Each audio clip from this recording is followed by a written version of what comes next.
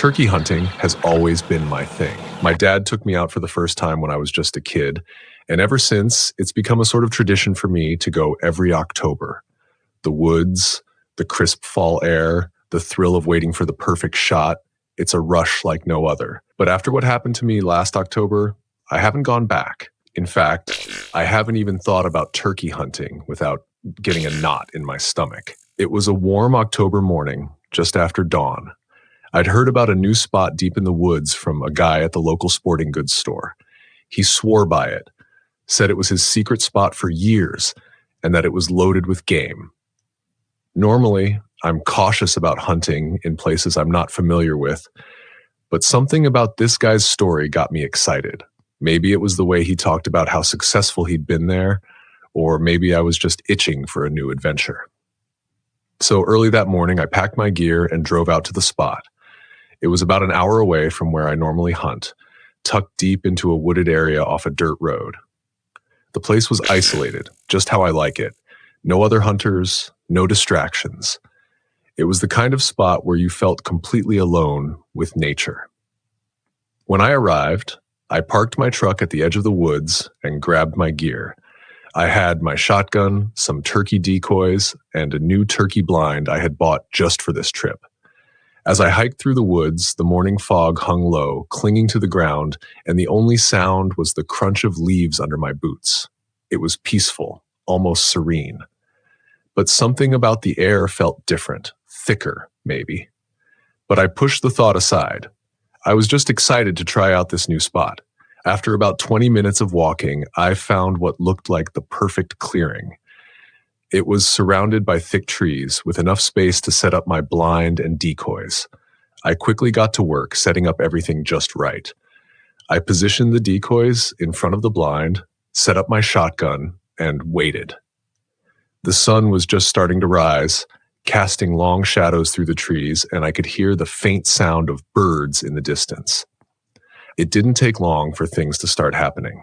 About an hour in, I heard the familiar rustle of leaves and soft clucking sounds of a turkey nearby. My heart started racing. I slowly raised my shotgun, careful not to make a sound, and peered through the scope. There it was, a nice-sized turkey, moving cautiously through the trees, heading right toward my decoys. It was perfect, lined up exactly in my sights. I took a deep breath and steadied my aim, my finger hovering over the trigger. But just as I was about to take the shot, something moved. Fast. It happened so quickly that I almost didn't register what I was seeing. A dark figure, black as night, darted in front of my scope, blocking the turkey from view. Whatever it was, it moved like lightning, silent and fast, snatching the turkey before I even had a chance to pull the trigger. The turkey let out a startled squawk, and then it was gone, dragged off into the trees by something. I blinked, lowering my shotgun, trying to make sense of what I had just seen. What the hell was that? At first, I thought maybe it was a coyote or some kind of large predator, but it didn't move like any animal I'd ever seen. It moved like a shadow, quick and fluid. My heart was racing now, adrenaline pumping through my veins. I looked around, scanning the trees for any sign of movement, but everything was still. Too still. The birds had stopped chirping, and the usual rustling of leaves had gone silent. The whole forest felt off. I raised my shotgun again, peering through the scope. I scanned the area where the turkey had been, hoping to catch a glimpse of whatever had taken it, but there was nothing. No sound, no movement, just eerie silence. And then I saw it. Through the scope, about 50 yards away, standing at the edge of the trees, was a figure, but there was no way it was a person. It was tall, unnaturally tall, with long, thin limbs and a body that seemed to blur at the edges, like it wasn't fully solid. It was completely black, like it was made of shadow. Its head was tilted slightly, as if it was staring right at me. My blood turned to ice. I froze, my finger still resting on the trigger. I didn't know what I was looking at, but every instinct in my body screamed at me to leave. Whatever this thing was, it wasn't human. And it wasn't natural. Without thinking, I pulled the trigger. Click. Nothing happened. I pulled the trigger again. Click. Still nothing. I looked down at my shotgun, my hands shaking. The chamber was empty. Somehow, all my shells had fallen out of the gun, scattered on the ground at my feet. I had unloaded the gun without even realizing it. My heart was pounding so hard I thought it might burst out of my chest. I fumbled for the shells, trying to reload, but my hands were trembling so badly that I couldn't grip them properly. And all the while, that figure just stood there, motionless, watching me. Screw this, I thought. I grabbed my shotgun, leaving the shells scattered on the ground, and bolted out of the blind. I didn't care about being quiet anymore. I just ran.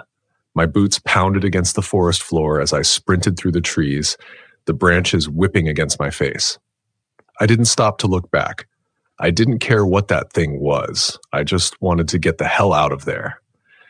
It felt like an eternity, but I finally made it back to my truck.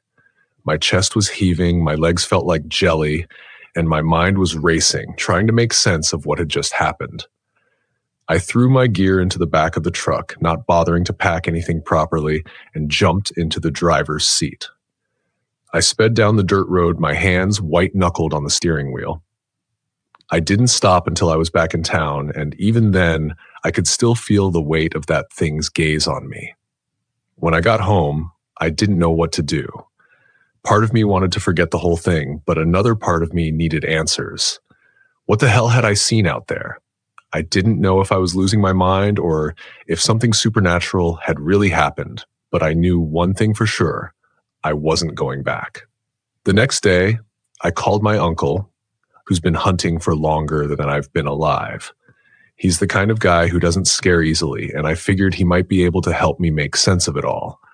I told him about the spot, leaving out the part about the figure, and asked if he could go back and grab my gear. I wasn't going back there myself, that was for sure. He agreed, a little confused by my sudden hesitation, but he didn't ask too many questions. Later that afternoon, he called me back. "I got your stuff," he said, "but there's something weird out there." My heart skipped a beat. "What do you mean?" "There were turkey feathers everywhere," he replied. "Like a lot of them, scattered all over the place. Looked like something big went through there. No sign of any animals, though. Just feathers." I didn't know what to say.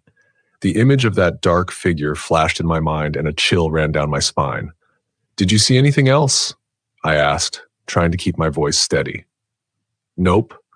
Just the feathers," he said casually. "Why? What's going on?" I didn't answer. I couldn't. To this day, I don't know what I saw in those woods. Part of me wants to believe it was just my imagination, that the stress of hunting alone in an unfamiliar spot got the better of me. But another part of me knows the truth. There was something out there that day. Something that wasn't supposed to be there. And whatever it wasn't friendly. I haven't been back to that spot since, and I don't plan to. Some things are better left unexplained, and whatever was out there in those woods, I don't want to meet it again.